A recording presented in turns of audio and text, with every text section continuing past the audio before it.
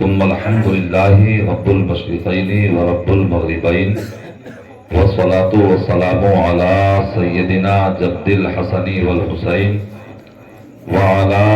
آله وأصحابه الذين فازوا في الدارين أما بعد فأعوذ بالله من الشيطان الرجيم بسم الله الرحمن الرحيم يا أيها الذين آمنوا اتقوا الله وكونوا مع الصادقين سبحان الله سبحان الله. وقال رسول الله صلى الله تعالى عليه وسلم اتبعوا الصراط الأعظم فإنه من شذ في النار.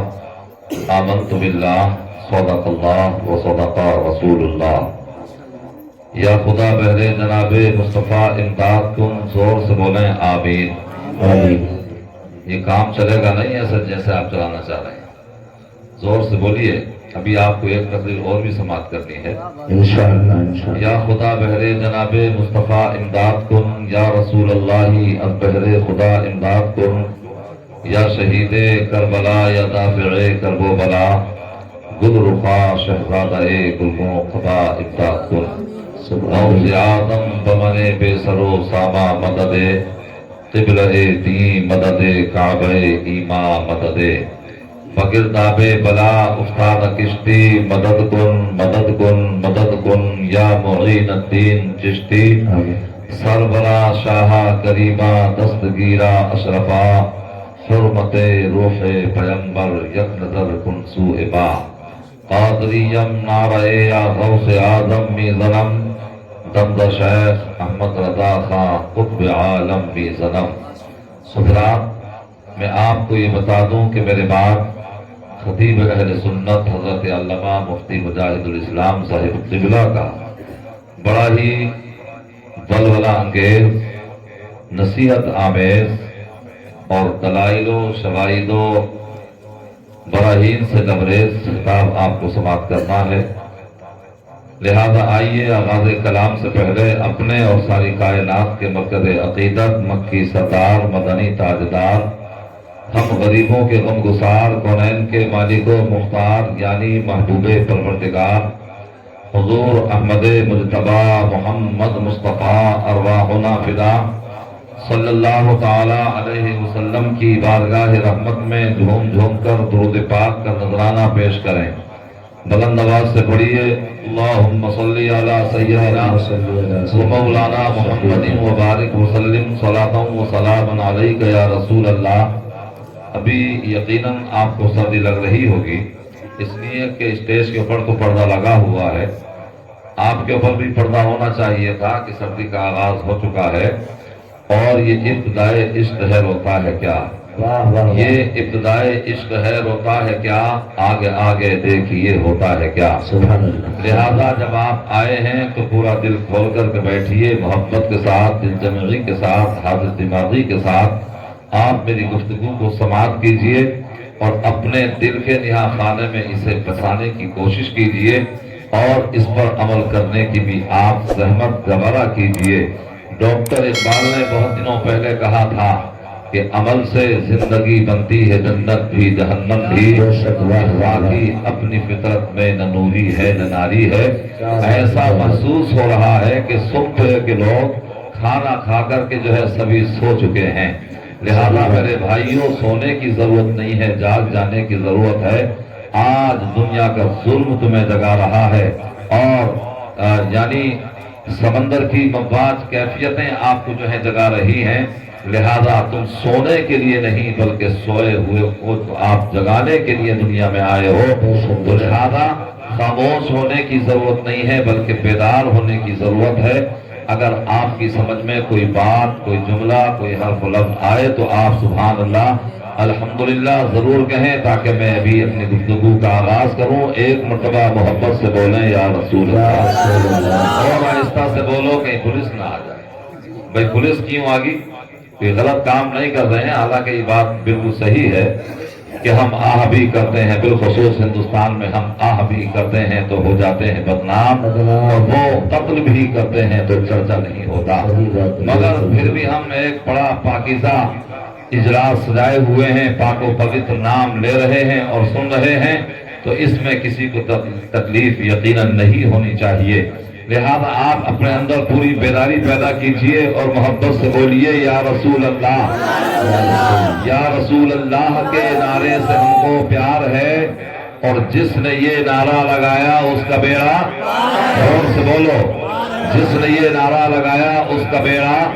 پار ہے. خدا والے دلوں کی بستیاں آباد کرتے ہیں، خدا والے دلوں کی بستیاں آباد کرتے ہیں، اسیر کفر کو ہر قید سے آزاد کرتے ہیں. اور چلا آتا ہے بیت اللہ خود ان کی زیارت کو، چلا آتا ہے بیت اللہ خود ان کی زیارت کو، صمیم قلب سے جو مصطفیٰ کو یاد کرتے ہیں، صمیم قلب سے جو مصطفیٰ کو یاد کرتے ہیں. اور ظہور نور یزدانی نمود شان ربانی، ظہور نور یزدانی نمود شان ربانی، خدا کا دوسرا کوئی نہ کوئی آپ کا ثانی. اور ہمارے دین کی حقانیت کے دونوں شاہد ہیں معین الدین اجمیری محی الدین جیلانی، معین الدین اجمیری محی الدین جیلانی. اور آسی پیا نے بہت دنوں پہلے کہا تھا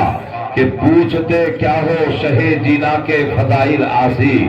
پوچھتے کیا ہو شہ جینا کے فضائل آسی، ہر خوبی کے وہ جامع ہیں نبوت کے سوا. حضرات گرامی، آپ یہاں آئے ہیں تو محبت کے ساتھ آپ سماعت کیجئے گا. ہم اپنے دستے سوال کو دراز کر رہے ہیں، ہم اپنے دامن فریاد کو پھیلائے ہوئے ہیں. اس پروردگار کی بارگاہ میں ہم نے اپنا دست سوال دراز کیا ہے. ہم اس رب کی بارگاہ میں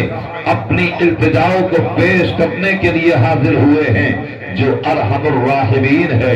جو سارے بادشاہوں کا بادشاہ بھی ہے، جو پوری کائنات کا مالک و مختار ہے اور تخلیق پیدا کرنے والا ہے. وہی عزت عطا فرماتا ہے، وہی دولت عطا فرماتا ہے، وہی شہرت عطا فرماتا ہے، یعنی سب کچھ کا وہی مالک ہے. لہذا جسے وہ چاہتا ہے ذلیل کر دیتا ہے، جسے وہ چاہتا ہے عزت عطا فرما دیتا ہے. پروردگار عالم نے ہم پر اور آپ پر کرم فرمایا اور اپنا احسان فرمایا کہ ہمیں اس نے انسان بنایا، اور انسان بھی صرف نام کا نہیں بلکہ ہمیں اللہ نے مسلمان بنایا ہے. اور مسلمان بھی صرف گوشت کھانے والا نہیں. حضرت علامہ مولانا قمر صاحب قبلہ بڑی بیچارے بہت دیر سے بیٹھے ہوئے ہیں، میں نے بھی ان کا خطاب سماعت کیا. بڑا دھواں دھار بیان ان کا ہوا. بڑے خلیق ہیں، بڑے متواضع ہیں، بڑے جو ہے فیاض ہیں اور بہت سنجیدہ آدمی ہیں. ایک زمانے سے، ایک وقت سے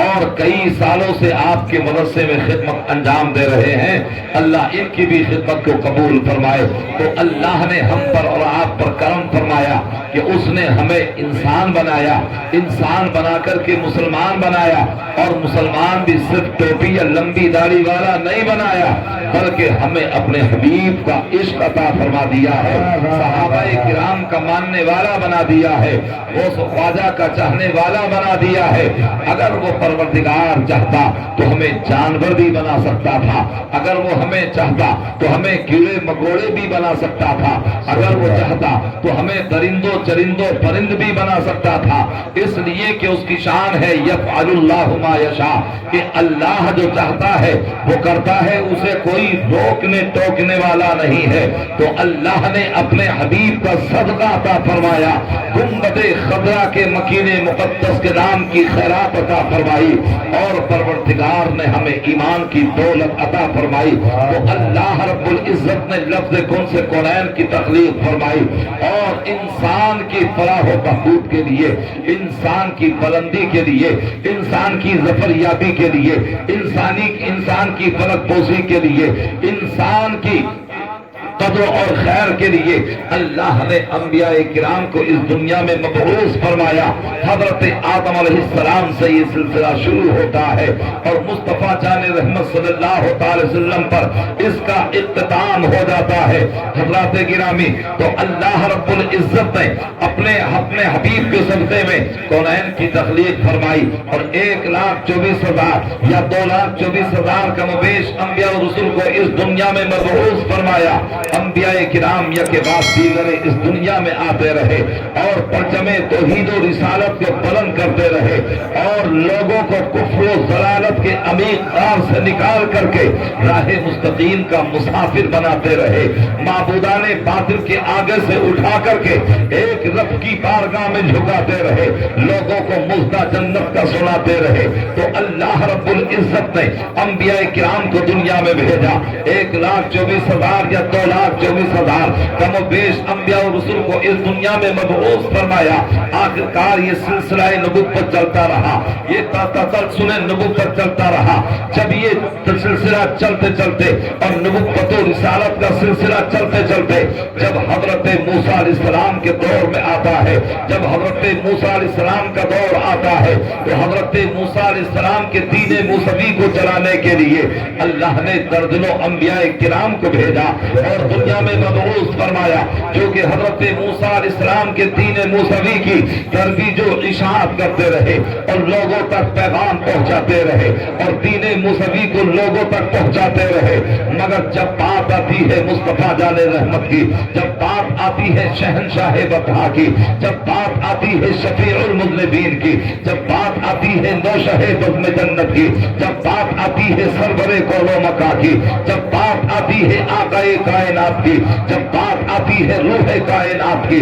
جب بات آتی ہے جانے جانا کی، جب بات آتی ہے محسن انسانیت کی، جب بات آتی ہے معلم کائنات کی، جب بات آتی ہے مصطفیٰ جان رحمت کی، تو اللہ نے صاف اعلان فرما دیا وخاتم النبیین کہ میرے نبی کے بعد محمد الرسول اللہ کے بعد اب کوئی نبوت نہیں ہے، اب کوئی اور رسالت نہیں ہے، یعنی اب میرے نبی کے بعد کوئی اور نبی نہیں آئے گا۔ جبکہ عقل کا تقاضا تو یہ ہے، عقل سوال تو یہ کرتی ہے کہ اے پروردگار عالم، جب دین موسوی کو چلانے کے لیے درجنوں انبیاء کرام کو دنیا میں بھیجا گیا تو دین محمدی کو چلانے کے لیے بدرجہ اتم سینکڑوں نبیوں کو بھیجا جانا چاہیے تھا، جو کہ آنے کے بعد دنیا میں آنے کے بعد دین محمدی کی ترویج و اشاعت کرتے رہے، اس لیے کہ میرے آقا تو جامع الصفات ہے اور میرے آقا ایسے جامع الصفات ہیں کہ میرے آقا کی شخصیت میں آدم کی آدمیت بھی ہے،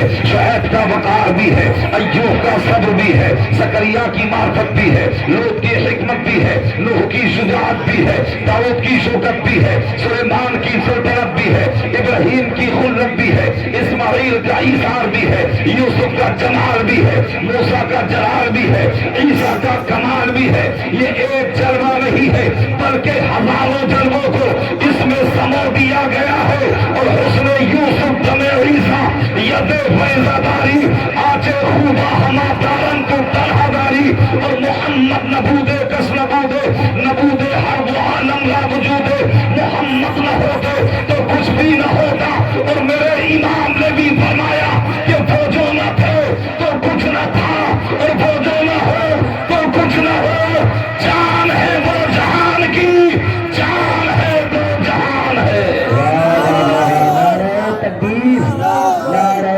رسالت، نعرہ غوثیت، وسلک اعلی حضرت۔ اللہ رب العزت نے اعلان فرما دیا کہ اب میرے نبی کے بعد کوئی اور نبی نہیں آئے گا۔ اللہ کے نبی نے خود ارشاد فرمایا انا خاتم النبیین لا نبی بعدی، میں آخری نبی ہوں، اب میرے نبی کے بعد کوئی اور نبی نہیں آئے گا۔ جبکہ قرآن بھی اعلان کر رہا ہے، مصطفیٰ جان رحمت بھی اعلان کر رہے ہیں، مگر قرآن ہی نے فرمایا لکل قوم ہاد، یعنی ہر قوم کے لیے کوئی نہ کوئی ہادی ضرور ہوتا ہے۔ اے پروردگار، تیرے بندے سمجھنا چاہتے ہیں کہ تو نے انبیاء کرام کو دنیا میں بھیجا اور دنیا میں انبیاء کرام کو مبعوث فرمایا۔ نبی کے آنے کا مقصد کیا ہوتا تھا؟ انبیاء کرام کس لیے تشریف لاتے؟ نبی کے آنے کا بعثت کا مقصد یہ ہوتا تھا کہ جب دنیا میں برائیاں عام ہو جاتی، جب شراب کا دور دورہ ہوتا، جب لوگ دین سے دور ہٹنے لگتے، جب لوگوں کے سجدے آوارے ہونے لگتے،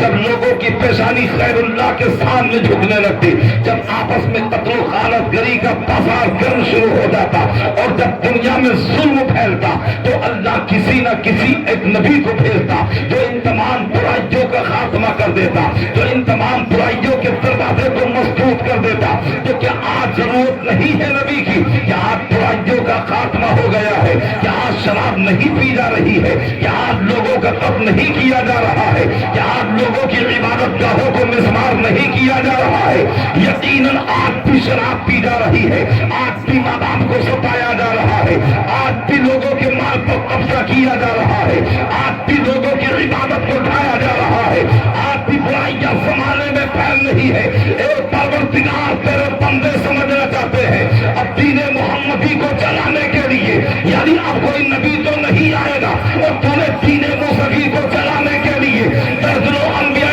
کرام کو دنیا میں بھیجا، تو یہ دین محمدی کیسے آگے بڑھے گا، اور دین محمدی کا پیغام کون لوگ آگے بڑھائیں گے، اور اس کی ترویج و اشاعت کیسے ہوگی؟ تو جب یہ سوال کیا جاتا ہے تو رب کی رحمت جواب دیتی ہے، اے میرے بندو، گھبرانے کی ضرورت نہیں، کان کھول کر کے سنو کہ جو کام دین موسیقی کو چلانے کے لیے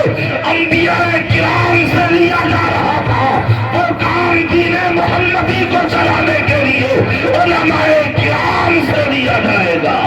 واہ واہ واہ واہ، سبحان اللہ سبحان اللہ، زندہ باد، اب ماشاء کوئی اللہ۔ نبی تو نہیں آئے گا صبح قیامت تک، اب کوئی نیا رسول تو نہیں آئے گا صبح قیامت تک، مگر حضرات گرامی، نبی کے وارث دنیا میں آتے رہیں گے، نبی کے نائبین دنیا میں پیدا ہوتے رہیں گے، جو لوگوں کو دین کی دعوت دیتے رہیں گے،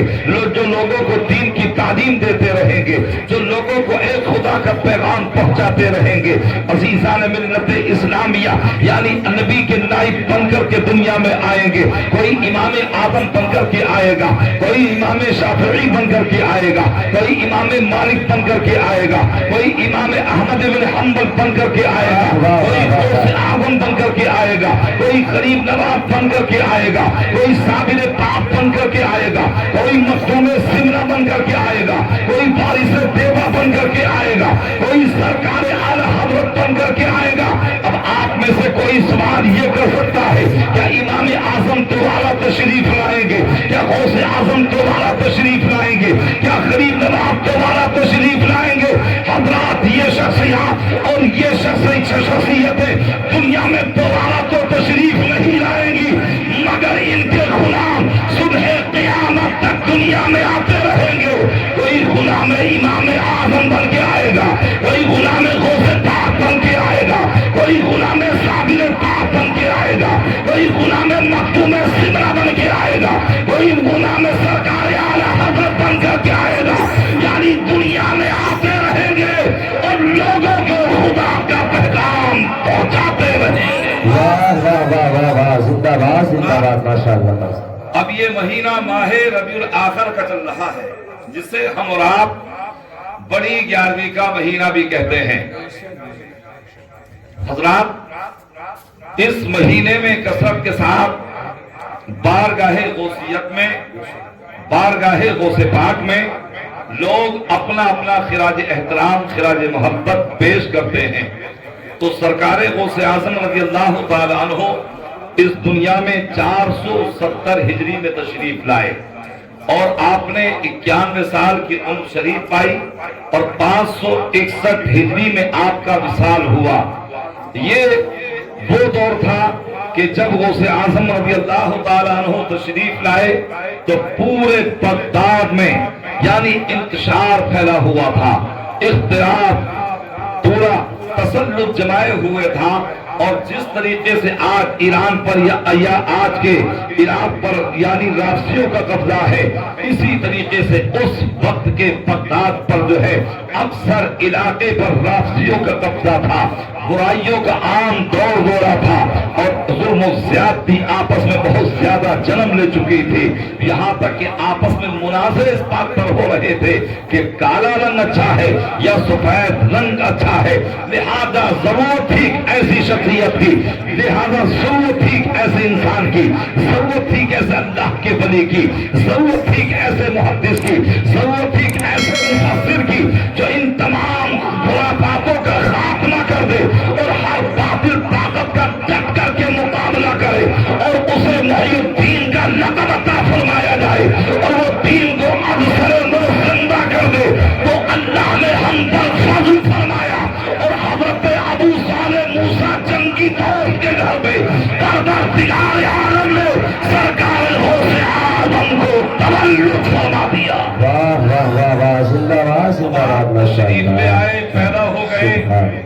کچھ ہی سال گزرے تھے کہ آپ کے والد کا سایہ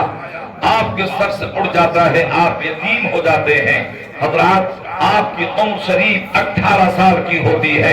آپ نے حفظ جو ہے وہی کر لیا اور درس نظامی کی ابتدائی تعلیم آپ نے وہی حاصل کر لی، لیکن آگے پڑھنے کے لیے یعنی مزید مدرسے وہاں موجود نہیں تھے، مزید تعلیم کا انتظام نہیں تھا۔ آپ نے اپنی والدہ حضرت فاطمہ ام الخیر امت الجبار سے کہا تھا، اے میری ماں میں پڑھنے کے لیے جانا چاہتا ہوں، اے میری ماں مجھے پڑھنے کے لیے اجازت دے دو، میں نبی کے دین کو حاصل کرنا چاہتا ہوں۔ آپ کی والدہ نے فرمایا تھا، اے میرے بیٹے اگر تم مجھ سے کوئی اور سوال کرتے ہو سکتا تھا میں رد کر دیتی، نہ تسلیم کرتی، مگر تم نے دین محمدی کو حاصل کرنے کے لیے تم نے دین اسلام کی تعلیم کو پانے کے لیے سوال کیا ہے، اب میں یہ رد نہیں کر رہی ہوں، لہذا میں تمہیں خوشی دل سے اجازت دے رہی ہوں۔ آپ کو اجازت عطا کر دی جاتی ہے۔ اب حضرت غوث اعظم الوداع کہنے کے لیے حاضر ہوتے ہیں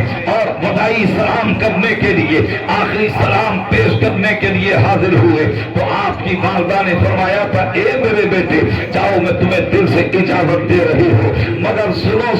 یہ میری ملاقات تم سے آخری ملاقات ہے، میرا یہ کلام تم سے آخری کلام ہوگا، میری یہ گفتگو تم سے آخری گفتگو ہوگی۔ اب اس کے بعد جب تم بغداد سے اپنے گھر میں آؤ گے تو تمہیں تمہاری ماں کا سایہ نہیں ملے گا، تمہیں میسر نہیں ہوں گے اور میری تم سے ملاقات نہیں ہو پائے گی۔ آخرکار دین کی تعلیم کی کتنی اہمیت ہے میں آپ سے پوچھنا چاہتا ہوں، مجھے بتائیے، آپ ذرا بتائیے ایمانداری سے بتائیے کہ غوث اعظم کیا علم کے محتاج تھے، کیا علم دنیا یا دین کے محتاج تھے؟ آپ تو مادر ذات بنی تھے۔ اللہ کا ولی وہ ہوتا ہے یا تو اللہ تبارک و تعالیٰ علم لدنی اسے عطا فرماتا ہے یا وہ مدرسے میں جا کر کے علم دین حاصل کرتا ہے۔ حضرات کوئی جاہل ولی ہو ہی نہیں سکتا، جو جاہل ہوگا وہ ولی نہیں ہوگا اور جو ولی ہوگا وہ جاہل نہیں ہوگا۔ آج لوگوں نے ایک نئی رائے تیار کر لی ہے کہ صاحب شریعت الگ ہے، صاحب طریقت الگ ہے۔ ارے پہلی منزل ہے شریعت، اس کے بعد میں طریقت کا سفر شروع ہوتا ہے، پھر معرفت کا حقیقت کا معرفت کا سفر شروع ہوتا ہے، پھر حقیقت کا سفر شروع ہوتا ہے۔ اگر انسان پہلی ہی منزل میں ناکام ہو جائے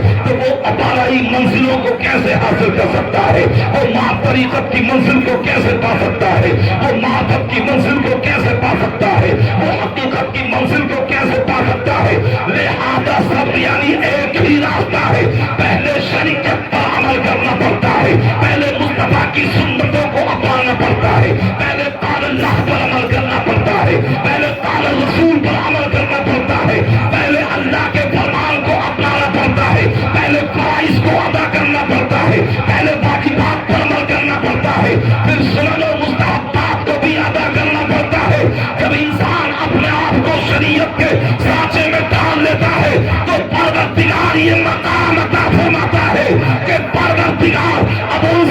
انسان کو لاچار و مجبور نہیں چھوڑتا، بلکہ پروردگار اسے مقام ولایت عطا فرما دیتا ہے۔ واہ واہ واہ، نعرہ تکبیر،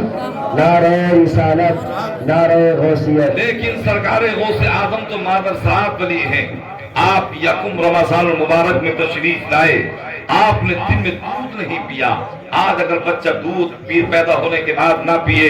ماں پریشان ہو جاتی ہے، باپ پریشان ہو جاتا ہے، ڈاکٹر پریشان ہو جاتے ہیں اور اسے مریض جو ہے تسلیم کر لیا جاتا ہے۔ مگر حضرت فاطمہ امت الجبار، حضرت ام الخیر فاطمہ فرماتی ہے کہ میں نے جب 3 دن میں دودھ پلانے کی کوشش کی تو میرے بیٹے نے دودھ نہیں پیا، اور جب شام کو دودھ پلایا گیا، افطار کے بعد میں دودھ پلایا گیا تو غوث اعظم دودھ پینا شروع کر دیتے ہیں۔ آپ فرماتی ہیں کان لا یرضع ثریا فی نہار رمضان، یعنی میرا بیٹا عبد القادر رمضان المبارک میں دن میں دودھ نہیں پیتا تھا۔ تو حضرات گرامی بتانے کا مقصد یہ ہے، میں اب یہ کرنا چاہتا ہوں، آپ مجھے انصاف اور عدل کے ساتھ میں بتائیے کہ غوث اعظم رضی اللہ تعالی عنہ تو مادر صاحب ولی تھے، اللہ نے انہیں مرتبہ ولایت عطا فرمایا تھا، وہ صرف ولی بن کر کے نہیں آئے تھے بلکہ اس دنیا میں اس لیے آئے تھے کہ وہ تو ولایت ڈگری تقسیم کرنے کے لیے آئے تھے، اور صبح قیامت تک جسے بھی ولایت ملے گی وہ غوث اعظم کے در سے ہی ملے گی۔ تو غوث اعظم یعنی مادر صاحب بنی ہے، مگر بغداد پڑھنے کے لیے جا رہے ہیں، دین مصطفیٰ کی تعلیم کو حاصل کرنے کے لیے جا رہے ہیں۔ لہذا ہم غلاموں کو وہ یہ پیغام دے رہے تھے، لوگوں اگر تم عزت چاہتے ہو تو دین کی تعلیم حاصل کرو، اگر وقار چاہتے ہو تو دین کی تعلیم حاصل کرو، اگر تم رب کو راضی کرنا چاہتے ہو تو دین کی تعلیم حاصل کرو، اگر تم فلک پوسی چاہتے ہو تو تم دین کی تعلیم حاصل کرو۔ بلا پتہ یہ چلا کہ اگر آدمی تعلیم حاصل نہ کرے تو اس کی زندگی اندھیرے میں رہتی ہے، اگر آدمی دین کی تعلیم حاصل کر لیتا ہے اللہ اسے شریعت کا نور کی روشنی عطا فرماتا ہے۔ سبحان اللہ، ماشاء اللہ، ماشاء اللہ۔ سرکار غوث اعظم دین کی تعلیم حاصل کرنے کے لیے جا رہے ہیں اور پیغام دے رہے ہیں، میسج دے رہے ہیں کہ اے میرے غلاموں، تم بھی خود بھی پڑھنا، اپنے بچوں کو بھی پڑھانا، اپنی بچیوں کو بھی پڑھانا، اپنے بیٹے اور بیٹیوں کو بھی پڑھانا۔ آج میں آپ سے پوچھنا چاہتا ہوں، ہم اپنے بچوں کو حافظ قرآن کتنا بیٹوں کو بنا رہے ہیں، قاری قرآن کتنے بیٹوں کو بنا رہے ہیں، یا ہم اپنی بچیوں کو آج تک کتنا بنا رہے ہیں؟ ہم اسکول میں تو اپنی بچیوں کو بھیج دیتے ہیں، ان اغیار کے تبصرے میں دے دیتے ہیں، اور ان اسلام کے دشمنوں کے اسکولوں میں بھیجتے ہیں جو ان کی عزتوں پر حملہ کرتے ہیں، جو ان کی عصمتوں پر حملہ کرتے ہیں، جو ان کی عفتوں پر حملہ کرتے ہیں۔ اور ایک دن وہ آتا ہے کہ وہ اسلام کی شہزادی جو کسی غیر محرم کی آواز کو سننا بھی پسند نہیں کرتی تھی، وہ اسلام کی بیٹی جو کسی غیر کی بات کو سننا بھی گوارا نہ کرتی تھی، مگر ایک وقت وہ آتا ہے کہ وہ غیر کے جھانسے میں آ جاتی ہے، اس کے تجل و فریب میں آ جاتی ہے، اس کے دامے فریب میں آ جاتی ہے۔ اب وہ نہ ماں کا خیال رکھتی ہے، نہ بھائیوں کا خیال رکھتی ہے، نہ اپنے رشتے داروں کی عزت کا خیال رکھتی ہے۔ آئے دن آپ یہ خبریں پڑھتے رہتے ہوں گے، یوٹیوب کے ذریعے آپ سنتے رہتے ہوں گے، اخبار میں آپ پڑھتے رہتے ہوں گے۔ انہی 2-4 سال کے اندر نہ جانے کس نے اسلام کی شہزادیوں کو دین سے پھیر دیا گیا اور دین سے مستثنا کر دیا گیا، اس نے اپنے دین و ایمان کا سودا کر لیا۔ لہذا میں آپ کو یہ بتانا چاہتا ہوں کہ اپنی بیٹیوں کے ہاتھوں میں موبائل مت دو، اگر کالجوں میں بھیجنا چاہتے ہو تو ایسے کالجوں میں بھیجو جہاں ان کے پردے کا بھی معقول انتظام ہو، جہاں انہیں دین کی تعلیم بھی دی جاتی ہو، جہاں ان کے مستقبل کو سنوارا جاتا ہو۔ اگر تم یہ کام کرتے رہو گے تو قسم خدا کی تمہاری اولاد جب تک دنیا میں رہے گی تو تمہاری عزت کا سبب بڑھے گی، اور جب تم اس دنیا سے چلے جاؤ گے تو یہ تمہارے جنت میں جانے کا سبب بن جائے گا۔ کیا بات، ماشاء اللہ، زندہ باد، زندہ باد، سبحان آج ہم اللہ۔ ہیں کہ ہمیں دین پسند نہیں ہے، دین کی تعلیم پسند نہیں ہے، ہمیں صرف انگریزوں کی تعلیم چاہیے، ہمیں صرف عیسائیوں کی تعلیم چاہیے، ہمیں صرف غیروں کی تعلیم چاہیے۔ حضرات گرامی میں آپ سے پوچھنا چاہتا ہوں، آج اسلام پر یہ بہت بڑا الزام لگایا جاتا ہے کہ صاحب اسلام دنیاوی تعلیم کو پڑھنے سیکھنے کے لیے منع کرتا ہے۔ آپ کتنی بھی کتب حدیث کو پڑھ جائیے، آپ کتب تفاسیر کو پڑھ جائیے، آپ تاریخ اسلام کی کتب کو پڑھ جائیے، کسی کتاب میں آپ یہ نہیں دکھا سکتے ہیں کہ جہاں مصطفیٰ جان رحمت نے منع کیا ہو یا اللہ تبارک و تعالیٰ نے یعنی دنیا کی تعلیم حاصل کرنے کے لیے روکا ہو، ایسا کبھی آپ نہیں دکھا سکتے ہیں۔ بڑی سے بڑی طاقت اسلام کی دشمن طاقت یہ دکھا نہیں سکتی ہے۔ ارے میرے آقا نے تو خود ارشاد فرمایا کہ تم دنیا کی اوروں کی زبانوں کو سیکھو تاکہ ان کے حملوں سے تم محفوظ رہ سکو، تاکہ تم ان کے حملوں سے اپنے آپ کو بچا سکو۔ تو لہذا مصطفیٰ تو خود یہ پیغام دے رہے ہیں کہ تم دوسروں کی زبانوں کو سیکھو، مگر ہم سیکھنے کی کوشش نہیں کرتے۔ لہذا اسلام پر آج الزام عائد کیا جاتا ہے کہ اسلام تو دنیاوی تعلیم کو پڑھنے سے منع کرتا ہے، دنیاوی تعلیم حاصل کرنے سے منع کرتا ہے، روکتا ہے، مگر یہ بہت بڑا فریب ہے، یہ بہت بڑا دھوکہ دیا جا رہا ہے۔ آج اسلام کو برباد کرنے کی اور اسلام کو یعنی مٹانے کی ناپاک کوششیں کی جا رہی ہے، آج اسلام پر ناپاک تھپے لگانے کی کوششیں کی جا رہی ہے، آج اسلام کو برباد کیا جا رہا ہے، آج اسلام کو بدنام کرنے کے ناپاک منصوبے بنائے جا رہے ہیں، مگر ان نادانوں کو معلوم ہونا چاہیے ارے یہ وہ اور کتابیں تھی جو دنیا سے مٹ گئی، وہ اور تہذیب تھی جو ختم ہو گئی، وہ اور کلچر تھا جو ختم ہو گیا، یہ دین اسلام، یہ کتاب قرآن، یہ کتاب مبین تو ایسی ہے، اللہ نے خود ارشاد فرمایا انا نحن نزلنا الذکر وانا لہ لحافظون، بے شک ہم نے ہی اس ذکر کو نازل کیا ہے اور ہم ہی اس کی محافظت کرنے والے ہیں۔ تو اسلام کا کل مٹا تھا، اسلام آج مٹا ہے، نہ اسلام صبح قیامت تک مٹ سکتا ہے۔ ارے یہ تو ایسا مذہب اسلام ہے، ایسا دین اسلام ہے کہ جو اسے مٹانے کی کوشش کرتے رہے وہ کل بھی مٹ گئے تھے، آج بھی مٹ رہے ہیں اور انشاءاللہ صبح قیامت تک مٹتے رہیں گے، مگر اسلام نہ کل مٹا تھا، نہ آج مٹا ہے، نہ صبح قیامت تک مٹ سکتا ہے۔ ارے مٹ گئے، مٹتے ہیں، مٹ جائیں گے، آج آتے رہے، نہ مٹا ہے نہ مٹے گا کبھی، چل جاتے رہے۔ اللہ سبحان اللہ سبحان اللہ، زندہ باد، ماشاءاللہ، بہت خوب، کیا بات۔ ہم کوئی بھی ماں یا باپ یہ کہہ کر بری ذمہ نہیں ہو سکتا کہ صاحب مجھے پتا نہیں چلا میری بیٹی بات کس سے کرتی تھی، مجھے پتا نہیں چلا میرا بیٹا بات کس سے کرتا تھا۔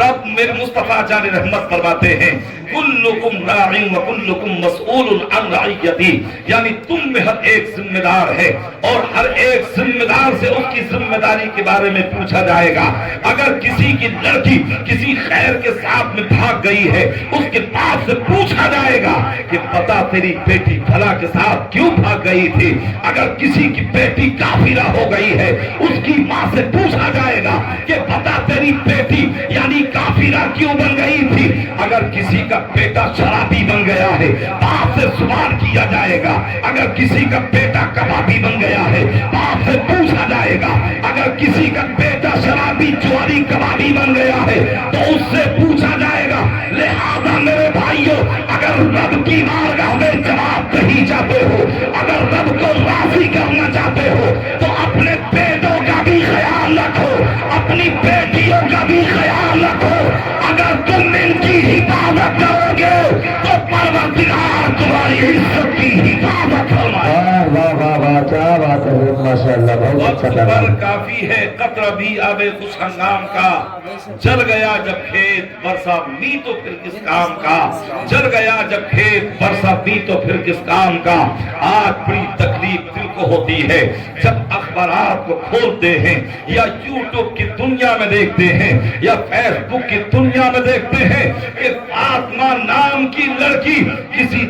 دین کے ساتھ میں یا کسی مشرک یا کافر کے ساتھ میں اور بتوں کے پجاری کے ساتھ میں چلی گئی ہے۔ کتنی تکلیف دہ بات ہے یہ۔ فاطمہ نام رکھا گیا تھا تو کسی نچنیا کے نام پر نہیں رکھا گیا تھا، بلکہ خاتون جنت نبی کی بیٹی کی محبت میں فاطمہ نام رکھا گیا تھا، مگر غلط سنگت کی وجہ سے، غلط رنگت کی وجہ سے اس نے اپنے دین اور ایمان کا سودا کر لیا۔ اگر تم چاہتے ہو کہ تمہاری عزت محفوظ ہو جائے، تمہاری بیٹیوں کی عزت محفوظ ہو جائے تو اپنی بیٹیوں کو اگر تم دنیاوی تعلیم پڑھانا چاہتے ہو تو تم ڈالو، مگر یہ سب پڑھانے سے پہلے مصطفیٰ کے دین کی تعلیم دلا دو تاکہ تمہاری بیٹی کی زندگی بھی روشن ہو جائے اور اس کی آخرت بھی تابناک ہوتی نظر آئے۔ واہ واہ واہ، کیا پیغام ہے، ماشاءاللہ، بڑے حق بات خوش ہے، نصیب ہیں سبحان آپ اللہ سبحان اللہ۔ کہ آپ کے گاؤں میں ایسا ادارہ الحمدللہ عزیز من محب قلبی قاری محمد یاسین اختر صاحب سبحان اللہ، سبحان نے اللہ۔ ایسا ادارہ قائم کر دیا ہے، نہ کہیں کا سفر کرنے کی ضرورت ہے، نہ کہیں مشقت اٹھانے کی ضرورت ہے، نہ کہیں صعوبتوں کو برداشت کرنے کی ضرورت ہے۔ انہوں نے ایسا اللہ کے حکم سے ایسا انتظام کر دیا ہے کہ اپنی بیٹی کو آپ ان کے مدرسے میں بھیجیں گے، اسے دین کی تعلیم سے اور دین کی تعلیم کے زیور سے آراستہ کر دیا جائے گا۔ آپ نے دیکھا ہوگا کہ جن گھروں میں بیٹوں کے رشتے کیے جاتے ہیں اور ان کی بہو کو جب دیکھا جاتا ہے اور ان کی ڈگریوں کو دیکھا جاتا ہے، ان کی کاروں کو دیکھا جاتا ہے، ان کے بینک بیلنس کو دیکھا جاتا ہے اور ان کی دنیا داری کو دیکھا جاتا ہے، اب جب یہ ہو جاتا ہے اور جب نکاح کر دیا جاتا ہے، جب بہو گھر پہ آتی ہے چند ایام تو سکون کے ساتھ میں گزر جاتے ہیں، مگر اس کے بعد سکون نہیں ملتا، نہ شوہر کو سکون ملتا ہے، نہ ساس کو سکون ملتا ہے، نہ اس کے سسر کو سکون ملتا ہے، نہ نندوں کو سکون ملتا ہے، گھر کے سب افراد پریشانی کے عالم میں رہتے ہیں۔ اب یہ مولاناؤں کے چکر لگائے جاتے ہیں، اب باباؤں کی چوکٹ پہ جایا جاتا ہے، کوئی تعویذ کراتا ہوا نظر آتا ہے، کوئی نمک پہ دم کراتا ہوا نظر آتا ہے، کوئی شکر پہ دم کراتا ہوا نظر آتا ہے، کوئی تیل پہ دم کراتا ہوا نظر آتا ہے۔ میرے بھائیوں، اب تیل پہ دم کرانے سے کام نہیں چلے گا، اب چینی کو دبانے سے کام نہیں چلے گا، اب تعویذ کرانے سے کام نہیں چلے گا، اس لیے کہ تم نے دنیاوی تعلیم کے تعلیم یافتہ لڑکی کو دیکھا تھا۔ دنیاوی تعلیم جب کوئی حاصل کرتا ہے دنیاوی کالجوں میں یا دنیاوی اسکولوں میں صرف میڈیا کا علم سکھایا جاتا ہے، ٹیکنالوجی کے بارے میں بتایا جاتا ہے یا صرف بایولوجی کے بارے میں بتایا جاتا ہے، دنیا کی معرفت سکھائی جاتی ہے، مگر ایک مدرسے میں ٹوٹی ہوئی چٹائی پر بیٹھ کر کے دنیا کے بارے میں بھی بتایا جاتا ہے، خدا کے بارے میں بھی بتایا جاتا ہے، رسول کے بارے میں بھی بتایا جاتا ہے، اور یہ بھی بتایا جاتا ہے کہ باپ کا ادب کیسے کرنا ہے، ماں کا احترام کیسے کرنا ہے، اور اپنے شوہر سے محبت کیسے کرنا ہے۔ واہ واہ واہ، کیا پیغام ہے ماشاء اللہ، سبحان اللہ سبحان اللہ۔ اگر ملے گی تو صرف مدرسوں سے ملے گی، دین کی تعلیم سے ملے گی۔ آپ دیکھ لیجئے یورپ والے آج پریشان ہیں، انہوں نے پہلے اپنے کلچر کو دوسروں پر مسلط کیا، ہم پر تھوپا اور اپنے ہاں پہلے اس وبا کو عام کیا۔ آج پورا یورپ پریشان ہے۔ اگر ماں باپ بوڑھے ہو جاتے ہیں، ان کے گھر میں انہیں رہنے کے لیے کوئی جگہ نہیں ہوتی، انہیں ہاسٹلوں میں چھوڑ دیا جاتا ہے، انہیں مسافر خانوں میں جو سرکاری طور پر بنائے جاتے ہیں اور اس میں خدام اور ملازمین کو صرف اس لیے رکھا جاتا ہے کہ وقت پر ان بوڑھوں کو کھانا بھی دیا جائے، وقت پر انہیں ناشتہ بھی دیا جائے، وقت پر انہیں دوائی بھی دی جائے۔ ارے وہ ماں جو 9 مہینے اپنے پیٹ میں رکھتی ہے، وہ ماں جو 2 سال تک دودھ پلاتی ہے، اور وہ ماں جو اپنی پوری زندگی بھر اپنے بیٹے یا بیٹی سے محبت کرتی ہے، کیا اس کی محبت کا یہی صلہ ہے، کیا اس کی خدمتوں کا یہی صلہ ہے کہ جب وہ بڑھاپے میں پہنچے، جب عصائے پیری ان کے ہاتھ میں آئے تو انہیں مسافر خانوں میں بھیج دیا جائے؟ نہیں، بلکہ اسلام یہ کہتا ہے جو اپنے ماں باپ کی خدمت کرتا ہے وہ جنت کا حقدار ہو جاتا ہے اور وہ اپنے پروردگار کو راضی کر دیتا ہے۔ سبحان اللہ سبحان اللہ سبحان اللہ، ماشاء دین اللہ۔ کی تعلیم حاصل کرو گے، بہت تاکہ اچھا تم نے اتنی لمبی کر دی ہے، با ادب با نصیب اور بے ادب بے نصیب۔ 40 سال کی عمر ہو گئی، 50 سال کی عمر ہو گئی، جلد سے سنتے سنتے بوڑھے ہو گئے، مگر آج تک جلسوں میں بیٹھنے کا سلیقہ نہ آیا، نماز ہمارے یاد نہ ہو سکی، فرائض و واجبات ہمارے ذہن میں پیوست نہ ہو سکے، ہمارے ذہن و دماغ میں یہ چیزیں جنم نہیں لیتی اور ہمارے دل و دماغ میں محفوظ نہیں ہوتی۔ اگر 3 بار گانا سن لیا جائے تو ایسا یاد ہو جاتا ہے کہ اگر گھر میں ہے تو گانا گا رہا ہے، راستے میں ہے تو گانا گا رہا ہے، کھیت میں ہے تو گانا گا رہا ہے، کار میں ہے تو گانا گا رہا ہے۔ ارے یہ سب شیطانی خرجال و انتشار ہے۔ تم اگر اللہ کے دین کی مدد کرو گے، اگر تم دین سے لگاؤ رکھو گے تو یہ دین تمہارے اتنے قریب ہو جائے گا، نہ تمہیں حرام کے قریب جانے دے گا، نہ تمہیں کسی کی نافرمانی کے قریب جانے دے گا، ہر وقت تمہیں یہ آمادہ کرتا رہے گا۔ تو اپنے پروردگار کی عبادت پہ آمادہ کرو۔ واہ واہ، کیا بات ہے۔ آج ہم نے دین کی تعلیم کو فراموش کر دیا ہے۔ کتنے ہمارے نوجوان ہیں، شاعری بچے ہیں، طلباء ہیں، مدرسے کے کچھ بچیاں آئی تھی قاری یاسین صاحب کے مدرسے کی، وہ بھی جو ہے ایک ایک کر کے راہ فرار اختیار کر گئی، کوئی بات نہیں، اچھی بات ہے ماشاءاللہ۔ مگر یہ جو نوجوان بیٹھے ہیں بتائیے جن کے سروں پر ٹوپیاں تک نہیں ہیں، کیا یہی ادب و احترام ہے؟ ارے سرکار کا نام اتنا بلند و بالا نام ہے، عاشق رسول نے کہا تھا ہزار بار وشویم دہن بمسکو گلاب، ہنوس نامے تو گفتم کمال بے ادبیست، یعنی میں اگر 1000 مرتبہ مشک انور سے اپنے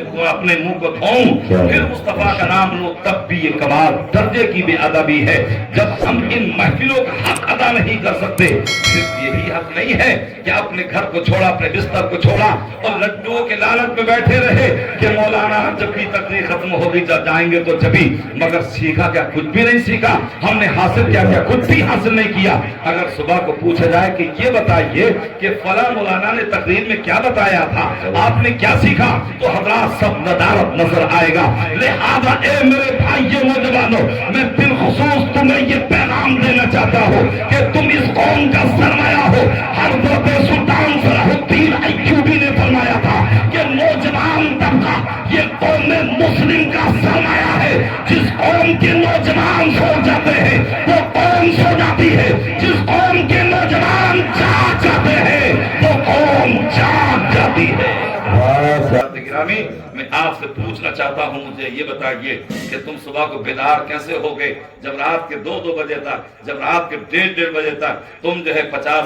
30 ہزار کے موبائل چلاؤ گے، رات بھر چلاتے رہو گے؟ کون سا تمہارا بزنس چل رہا ہے؟ کون سا ایسا کاروبار ہے صاحب جو تم رات میں بھی مزدور کام کر رہے ہیں؟ ہماری سمجھ میں تو نہیں آتا، یہ ہماری سمجھ سے بالاتر ہے۔ ماں باپ بالکل توجہ نہیں دیتے۔ بعد میں جب جو ہے کسی لڑکی سے سیٹنگ ہو جاتی ہے یا کسی لڑکے سے سیٹنگ ہو جاتی ہے، جب عزت کا جنازہ نکلنے والا ہوتا ہے پھر لوگ سر بھجاتے پھرتے ہیں، ارے صاحب اب کیا کریں؟ لہذا اب کچھ ہونے والا نہیں ہے، اگر کچھ کرنا تھا تو پہلے ہی کرنا چاہیے تھا۔ لہذا اپنے بچوں کی نگہداشت کرو، اپنے بچوں کا خیال رکھو، انہیں اچھی تربیت دو، ان کی زندگی میں انقلاب برپا کرو۔ تم گانا گانے کے لیے یا گانا سننے کے لیے نہیں ہو، بلکہ تم تو سلطان صلاح الدین ایوبی کے یا محمد بن قاسم کے غلام بن کر کے اور ان کے نائب بن کر کے دنیا میں انقلاب برپا کرنے کے لیے ہو، تو دنیا میں انقلاب برپا کر دو اور دنیا کو یہ بتا دو کہ دنیا کے بتوں میں وہ پہلا گھر خدا کا، ہم پاسباں ہے اس کے، وہ پاسباں ہمارا، باطل سے دبنے والے نہیں ہے آسماں، ہم سو پار کر چکا ہے تو انتہا ہمارا، سو بار کر چکا ہے تو انتہا ہمارا۔ تو آج یہ بہت بڑا الزام ہے اسلام پر کہ اسلام دنیاوی تعلیم کو حاصل کرنے سے روکتا ہے، منع کرتا ہے۔ نہیں حضرات، اسلام تو خود کہتا ہے، اور واقعی اگر ہمیں ایک مکان بنانا ہوتا ہے تو انجینئر کی ضرورت پڑتی ہے، ہم بیمار ہوتے ہیں ڈاکٹر کی ضرورت پڑتی ہے، ہم پر کوئی مقدمہ ٹھوک دیا جائے اور ہمیں اس میں گرفتار یا ہم پر مسلط کر دیا جائے تو ہمیں ایک وکیل یا جج کی ضرورت پڑتی ہے۔ لہذا اپنے بچوں کو ڈاکٹر بھی بناؤ، اپنے بچوں کو انجینئر بھی بناؤ، اپنے بچوں کو فارسٹر بھی بناؤ، اپنے بچوں کو پروفیسر بھی بناؤ، مگر یہ سب کچھ بنانے سے پہلے مصطفیٰ کا غلام بنا دو۔ اگر مصطفیٰ کا غلام بنا دو گے تمہارے بچے کی بھی زندگی کامیاب ہے اور پروردگار تمہیں بھی کامیابی عطا کرے۔ واہ سبحان اللہ سبحان اللہ، ماشاء اللہ، کیا ہے۔ آدم کہاں گئے؟ تعلیم حاصل کرنے کے لیے اور دین کی تعلیم پانے کے لیے۔ بہرحال آپ نے دین کی تعلیم حاصل کی، 8 سال میں 10 تارے فضیلت سے آپ نوازے گئے، 25 سال تک بغداد کی صحرا نوردی کرتے رہے اور آپ گھومتے رہے۔ آپ کے استاد پیر و مرشد حضرت ابو سعید مخزومی نے فرمایا تھا، بیٹا اب تمہیں مجاہدات کے ساتھ میں درس و تدریس کا کام بھی انجام دینا ہے، تعلیم و تعلم کے معاملے کو بھی سنبھالنا ہے، افہام و تفہیم کا معاملہ بھی آپ کو سمجھانا ہے اور اسے جو ہے آپ کو سنبھالنا ہے۔ آپ نے اپنے پیر و مرشد کے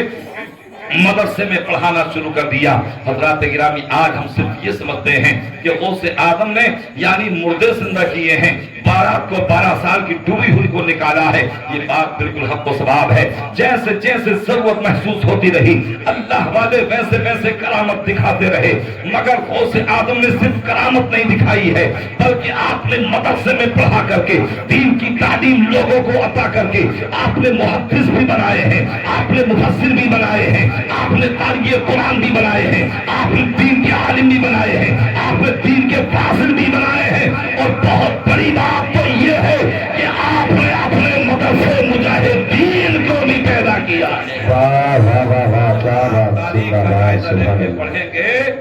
تو جب فتح یعنی بیت المقدس کو فتح کیا گیا تو سلطان صلاح الدین ایوبی نے فتح کیا، اس میں 60% یا تو وہ سے آدم کے مرید تھے یا اس فوج میں 60% میں آپ کے شاگرد تھے، اور حضرت سلطان صلاح الدین ایوبی کی 10 سال کی عمر ہوتی ہے۔ ان کے والد حضرت نجم الدین ایوب اپنے بیٹے کو غوث آدم کی بارگاہ میں لے جاتے ہیں اور عرض کرتے ہیں آقا آپ اس بچے کے حق میں دعا فرما دیں، یہ بچہ اپنے وقت کا شہسوار شہنشاہ اپنے وقت کا فاتح بنے اور یہ بہت بڑا اسلام کا فتح کرنے والا بنے۔ غوث آدم نے دعا فرمائی۔ آخرکار بات میں ختم کر رہا ہوں اس لیے کہ آپ کی بھی بیٹی جو ہے وہ ذرا ختم سی ہو گئی ہے، اور اہل اسٹیج بھی بس یہی سوچ رہے کہ مولانا جلدی سے ختم کر دو، اس لیے کہ ابھی ایک تقریر اور بھی ہونی ہے، ٹائم بھی بہت زیادہ ہو چکا ہے۔ کوئی بات نہیں، ہمیں اہل اسٹیج کا بھی خیال رکھنا ہے اور ہمیں آپ کے چہروں کا بھی خیال رکھنا ہے۔ بڑے للچائے ہوئے چہروں سے آپ دیکھ رہے ہو، مجھے طرز بھی آ رہا ہے، مگر یہ بات ختم کر کہہ کے ختم کر رہا ہو۔ ایک مرتبہ محبت سے بولیں سبحان اللہ۔ سلطان صلاح الدین ایوبی رحمت اللہ تعالی علیہ نے بیت المقدس کو فتح کیا، وہ بیت المقدس جو آج فلسطین کے اندر ہے، جس پر آج بھی اسرائیل کا قبضہ ہے، بیت المقدس کے محراب و منبر آج بھی تمہیں آواز دے رہی ہے، بیت المقدس کی فصیلیں آج بھی تمہیں آواز دے رہی ہے، پکار رہی ہے، اے مجھے آباد کرنے والوں، اے مجھے عیسائیوں یہودیوں سے پاک کرنے والوں، ان کی نجاست سے مجھے پاک کرنے والوں، کہاں تم سو رہے ہو؟ آج بھی بیت المقدس پکار رہی ہے، مگر ہم اپنے موبائل میں مست ہیں، ہم اپنی چگل خوریوں میں مست ہیں، ہم اپنی برائیوں میں مست ہیں، ہم اپنی دنیا میں مست ہیں، ہم دنیا کے اندر مستغرق ہو چکے ہیں اور دنیا ہمارے اندر سرایت کر چکی ہے۔ جس دل کے اندر دنیا سرایت کر جاتی ہے اس دل کا عالم یہی ہوتا ہے کہ اس کا عبادت میں دل نہیں لگتا، اگر دل لگتا ہے تو خرافات میں دل لگتا ہے، اگر دل لگتا ہے تو اللہ کی نافرمانی میں دل لگتا ہے۔ حضرت سلطان صلاح الدین ایوبی جوانی میں قدم رکھتے ہیں، قسم کھاتے ہیں جب تک بیت المقدس کو آزاد نہ کرا لوں گا اس وقت تک میں چین سے نہیں بیٹھوں گا۔ آخرکار وہ ذات ضرور وہ وقت عظیم آتا ہے کہ حضرت سلطان صلاح الدین ایوبی یعنی جب نور الدین سنگی کا انتقال ہوا، ان کا اچانک وصال ہو گیا، اس میں آپ نے محنت و کاوش کے ذریعے جب نبی کا منصب حاصل کیا تھا، جب سلطان نور الدین سنگی کا وصال ہو گیا تو ان کی جگہ پر صلاح الدین ایوبی کو سلطان بنایا جاتا ہے۔ اب اس میں فوج میں جو بھرتی تھے بہت سارے علماء تھے، حفاظ و قراء تھے،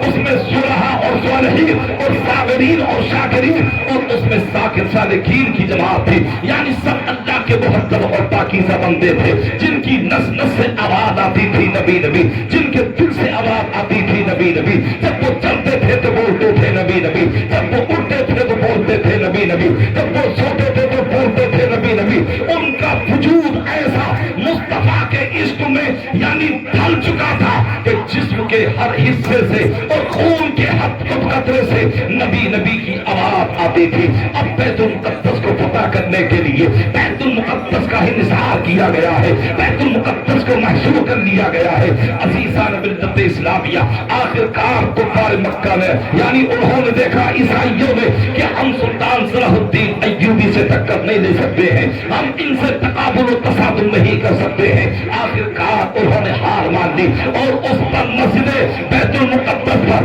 مسجد اقصی پر اور اس پرچم اسلام کو بلند کر دیا جاتا ہے اور پرچم اسلام کو لہرا دیا جاتا ہے۔ مگر یہ تو مسرت کا دن تھا، یہ تو شادمانی کا دن تھا، یہ تو خوشی کا دن تھا، یعنی مدت مدید کے بعد ان کی امید تر آئی تھی، مگر سلطان کی آنکھوں سے آنسو آ گئے اور آنکھوں جو ہے یعنی آنسو سے بھیگ گئی، بلکہ آپ رو رہے تھے۔ کسی نے پوچھا تھا سلطان آپ تو مسرت و شادمانی کا دن ہے، آپ تو مسکرانے کا دن ہے، آپ تو فرحہ و شادہ ہونے کا دن ہے، آپ یہ رو کیوں رہے ہیں؟ تو سلطان صلاح الدین ایوبی نے فرمایا تھا میں نے اسے فتح کر دیا ہے، یقیناً یہ تو خوشی اور انبساط کی بات ہے، مگر میں دیکھ رہا ہوں کہ کل مسلمانوں کی غفلت کی وجہ سے یہ مسلمان ان کے مسلمانوں کے قبضے سے نکل جائے گا اور پھر اس پر جو ہے